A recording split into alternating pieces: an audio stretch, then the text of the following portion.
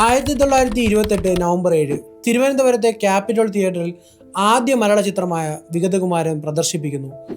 Cinema എന്നതൊരു കൗതുകം മാത്രമായിരുന്ന കാലത്ത് തൻ്റെ ആദ്യ ചിത്രം പ്രേക്ഷകരിലേക്ക് എത്തുമ്പോൾ ഏറെ പ്രതീക്ഷകളായിരുന്നു ജെ.സി. ഡാനിയലിന്. എന്നാൽ നായികയുടെ മുഖം സ്ക്രീനിൽ തെളിഞ്ഞതോടെ കാണികളുടെ പ്രതികരണം മറ്റൊന്നായിരുന്നു.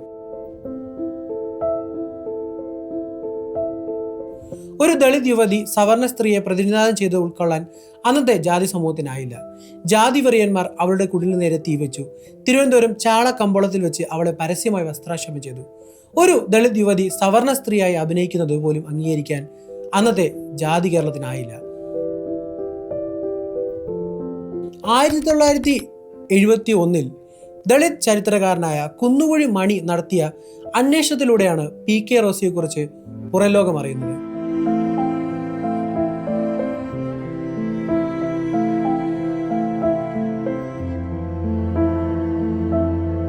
മറ്റ് ചരിത്രകാരന്മാരിൽ നിന്നും വ്യത്യസ്തമായി അടിസ്ഥാന വർഗങ്ങളുടെ ചരിത്രമാണ് മണി അന്വേഷിച്ചു പോയത്. അങ്ങനെയാണ് അദ്ദേഹം പി.കെ. റോസിയിലേക്ക് എത്തുന്നതും. 2019 മണി പുറത്തിറക്കിയ പി.കെ. റോസി മലയാള സിനിമയുടെ അമ്മ എന്ന പുസ്തകത്തിലൂടെയാണ് മലയാള സിനിമയുടെ ആദ്യ നായികയെക്കുറിച്ച് സമൂഹം അറിയുന്നത്. 1903 തിരുവനന്തപുരത്ത് ഒരു പുലിയ കുടുംബത്തിലായിരുന്നു പി.കെ. റോസിയുടെ ജനനം. മാതാപിതാക്കൾ അവൾക്ക് നൽകിയ പേര് രാജമ്മ എന്നായിരുന്നു. പിന്നീട് ക്രിസ്തുമതം സ്വീകരിച്ചതിന് ശേഷമാണ് റോസി എന്ന് പേര് മാറിയത്. സിനിമയിലെത്തിയ ശേഷം സംവിധായകൻ ജെ.സി. ഡാനിയലിന്റെ നിർദ്ദേശപ്രകാരമാണ് പേര് മാറ്റിയതെന്ന് പറയുന്നുണ്ട്. ഒരു സാധാരണ ദളിത് കുടുംബത്തിൽ ജനിച്ചതിനാൽ തന്നെ അവളുടെ ആഗ്രഹങ്ങൾക്കും അതിർവരമ്പുകൾ ഉണ്ടായിരുന്നു.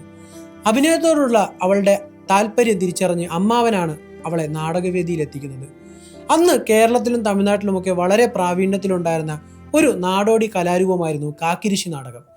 കാക്കിരിശി നാടകത്തിലെ കാക്കാത്തിയുടെ വേഷം പകർന്നാടി അവൾ കാണികളെ അത്ഭുതപ്പെടുത്തി. അക്കാലത്ത് ഒരു ദലിത് സ്ത്രീയെ സംബന്ധിച്ചിടത്തോളം അപൂർവ നേട്ടമായിരുന്നു പ്രാദേശിക ജനപ്രീതി സ്റ്റേജ് പ്രകടനങ്ങളിലൂടെ നേടുക എന്നുള്ളത്. ഇത് റോസിയുടെ ജീവിതത്തെ ആസ്പദമാക്കി ദ ലോസ്റ്റ് ഹീറോയിൻ എന്ന നോവലിൽ ബിനു എബ്രഹാം വെളിപ്പെടുത്തുന്നുണ്ട്. നാടക അഭിനയവുമായി സജീവമായി മുന്നോട്ട് പോകുമ്പോഴാണ് ജെ.സി. ഡാനിയലിന്റെ ആദ്യ സിനിമയിലെ നായികയ്ക്കുള്ള അന്വേഷണം റോസിയിലേക്ക് എത്തുന്നത്. ബോംബെയിൽ നിന്നുള്ള ഒരു നടിയെ കൊണ്ടുവന്ന് അഭിനയിപ്പിച്ചു നോക്കിയെങ്കിലും അവരുടെ പ്രകടനത്തിൽ തൃപ്തിയാവാതെ വന്നതോടെ പകരക്കാരിയെ അന്വേഷിക്കുകയായിരുന്നു ഡാനിയൽ. റോസിയുടെ നാടകം ഡാനിയൽ കാണുന്നത് വിഗതകുമാരനിൽ റോസി എത്താനുള്ള ഒരു വഴിത്തിരിവായി മാറുന്നു. സിനിമ എന്നതൊരു സ്വപ്നം പോലും കാണാനാവാത്ത അന്നത്തെ സാമൂഹിക സാഹചര്യത്തിൽ ഡാനിയൽ ഇങ്ങനെ ഒരു അവസരം നൽകിയത് തള്ളിക്കളയാൻ അവൾക്കും തോന്നിയില്ല. സ്ത്രീകൾക്ക് പൊതുവെ സാമൂഹിക പ്രതിബന്ധങ്ങൾ നേരിടുന്ന കാലത്ത് അതും ഒരു ദളിത് സ്ത്രീ സിനിമ അഭിനയം തിരഞ്ഞെടുത്ത് വളരെ വെല്ലുവിളികൾ ഉയർത്തിയിരുന്നു. 5 രൂപ ദിവസവേതനത്തിന് 10 ദിവസമായിരുന്നു ഷൂട്ടിംഗ്. ഡാനിയലിന്റെ കഥാപാത്രം പ്രണയിക്കുന്ന സരോജിനി എന്ന നായർ സ്ത്രീയുടെ വേഷമായിരുന്നു റോസി അവതരിപ്പിച്ചത്. അക്കാലത്ത് പാടത്ത് പകലന്തിയോളം കൂലിപ്പണി ചെയ്താൽ കിട്ടുന്നത് 1.5 രൂപയായിരുന്നു. എന്നാൽ ആദ്യ സിനിമ നടിക്ക് ഡാനിയൽ നൽകിയ പ്രതിഫലം ദിവസം 5 രൂപ. ദിവസവും രാവിലെ പാടത്ത് പണിക്ക് പോകുന്നത് പോലെ തൂക്കുപാത്രത്തിൽ ചോറും കൊണ്ട് തൈക്കാട് വീട്ടിൽ നിന്ന് നടന്നാണ് പട്ടത്തെ നാഷണൽ പിക്ചേഴ്സ് സ്റ്റുഡിയോയിൽ എത്തി റോസി അഭിനയിച്ചത്. 10 ദിവസത്തെ അഭിനയം തീർന്നപ്പോൾ 50 രൂപയും ഒരു മുണ്ടും നേരിയതുമായിരുന്നു മലയാള സിനിമയിലെ ആദ്യ നായികയ്ക്ക് കിട്ടിയ പ്രതിഫലം. ഡാനിയൽ പറയുന്നത് പോലെയെല്ലാം വളരെ തന്മയത്വത്തോടെയാണ് റോസി അഭിനയിച്ചിരുന്നതെന്ന് കുന്നുകുഴി മണിയുമായുള്ള സംഭാഷണത്തിൽ ഡാനിയലും ആ സിനിമയിൽ മറ്റൊരു വേഷം ചെയ്ത വിൽസൺ സിംഗും പിന്നീട് പറഞ്ഞിട്ടുണ്ട്. മലയാള സിനിമയിൽ ചരിത്രത്തിൽ തന്നെ പൊൻതൂവലാകുമെന്ന് പ്രതീക്ഷിച്ച വിഗതകുമാരൻ വെള്ളിത്തിരയിലെത്തിയപ്പോൾ ഉണ്ടായത് മറ്റൊരു ചരിത്രമായിരുന്നു. തൊട്ടുകൂടായ്മയും തീണ്ടലുമെല്ലാം നിലനിന്നിരുന്ന ആ കാലത്ത് ഒരു ദളിത് സ്ത്രീ സിനിമയിൽ അഭിനയിക്കുക, അതും ഒരു നായർ സ്ത്രീയായി രംഗത്തെത്തുക, അത് അന്നത്തെ സവർണ സമൂഹത്തെ പ്രകോപിപ്പിച്ചു. മലയാള സിനിമയുടെ ആദ്യ നായികയെ ജാതിവരി കൊണ്ടവർ കല്ലെറിഞ്ഞോടിച്ചു. അങ്ങനെ മലയാള സിനിമയുടെ ആദ്യ നായിക ജീവനും കയ്യിൽ പിടിച്ച് രക്ഷപ്പെട്ടു.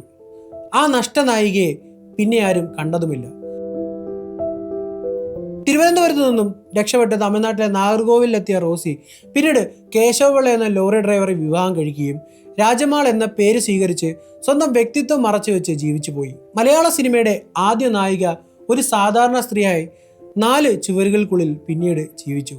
വ്യക്തിപരമായ പരാജയത്തേക്കാൾ സാമൂഹിക സമ്മർദ്ദമാണ് അവളെ ആ അവസ്ഥയിലെത്തിച്ചത്. അതിജീവനത്തിനായി അവൾ തൻ്റെ യഥാർത്ഥ സ്വത്വത്തിൽ നിന്നും അകലുകയായിരുന്നു. 1988 റോസി അന്തരിച്ചു. റോസിയുടെ പിൻതലമുറയെ പറ്റി ഏഷ്യാനെറ്റ് ന്യൂസ് നടത്തിയ അന്വേഷണത്തിൽ റോസിയുടെ മകൾ പത്മയെ മധുരയിൽ വെച്ച് കാണുകയുണ്ടായിരുന്നു. വിവാഹത്തിന് മുമ്പ് അവർ എങ്ങനെയായിരുന്നുവെന്ന് എനിക്കറിയില്ല, എന്നാൽ വിവാഹശേഷം അവർ അഭിനയത്തിലേക്ക് കടന്നിട്ടില്ല, പത്മ പറഞ്ഞു. മലയാള സിനിമയുടെ ആദ്യ നായികയെ സ്വന്തം കുടുംബത്തിലുള്ളവർ പോലും തിരിച്ചറിഞ്ഞിരുന്നില്ല. ദളിതായ അമ്മയുടെ മേൽവിലാസത്തിൽ അറിയപ്പെടാൻ മകളും താല്പര്യപ്പെട്ടില്ല എന്ന് വേണം പറയാൻ. 1992 മലയാള സിനിമയ്ക്ക് നൽകിയ സമഗ്ര സംഭാവനയ്ക്കുള്ള ആദര സൂചകമായി കേരള സർക്കാർ JC ഡാനിയൽ പുരസ്കാരം പ്രഖ്യാപിച്ചു. അപ്പോഴും ആദ്യ നായികയെ കേരളം വിസ്മരിച്ചു. പിന്നീട് 2015 PK റോസി സ്മാരക സമിതി നിലവിൽ വന്നതോടുകൂടിയാണ് മലയാളത്തിലെ ആദ്യ നായികയ്ക്ക് ഔദ്യോഗിക അംഗീകാരം ലഭിക്കുന്നത്. 2018 ദളിത് സിനിമയുടെ റെപ്രസെൻറ്റേഷനായി തമിഴ് സംവിധായകൻ Pa Ranjith PK Rosy film festival ആരംഭിച്ചു. 2021 മികച്ച നടിക്കുള്ള കേരള സംസ്ഥാന ചലച്ചിത്ര പുരസ്കാരം ഏറ്റുവാങ്ങുമ്പോൾ നടി കനി കുസൃതി വരും വർഷങ്ങളിൽ മികച്ച നടിക്കുള്ള പുരസ്കാരം PK റോസിയുടെ പേരിൽ നാമകരണം ചെയ്യണമെന്ന് സർക്കാരിനോട് ആവശ്യപ്പെട്ടിരുന്നു. കേരളത്തിൽ നിലനിന്നിരുന്ന കൊടിയ ജാതി വിവേചനത്തിന്റെ ഒരു ഓർമ്മപ്പെടുത്തലാണ് PK റോസിയുടെ ജീവിതം. ഇതെല്ലാം 100 വർഷങ്ങൾക്ക് മുമ്പുള്ള കേരളമല്ലേ എന്ന് പറയുന്നവരോടാണ്. ജാതീയതയും വർണ്ണവിവേചനവും ഇല്ലെന്ന് പറയുന്ന ഈ കാലഘട്ടത്തിലും നമുക്ക് എത്ര ദളിത് നായികമാരെ കാണാം.